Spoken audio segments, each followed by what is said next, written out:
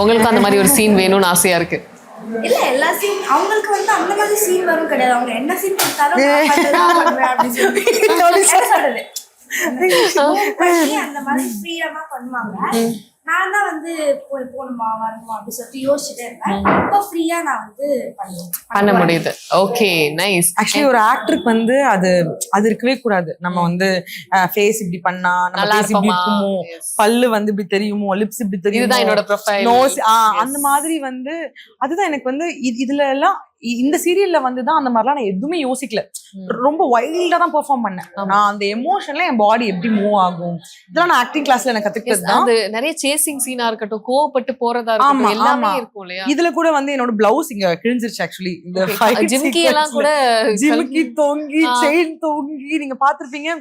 நான் எதுவுமே வந்து கரெக்ட் பண்ணிருக்கவே மாட்டேன். ஏன்னா நம்ம ஜெனரலா சண்டை போடும்போது கூட இருக்கவங்க தான் நம்மள தடுத்து சாரியை கரெக்ட் பண்றது, அப்புறம் நம்ம இந்த டெத்ல எல்லாம் அழறதுலாம் பாத்துருக்கீங்கல்ல.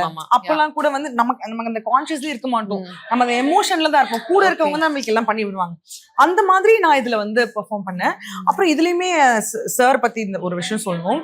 எனக்கு சார் வந்து ரொம்ப லிபரலான தாட் இருக்க ஒரு ஆள். ஓகே, இப்ப இந்த சீன் அப்படிதான் இருக்கும்னா அப்படிதான் இருக்கும்.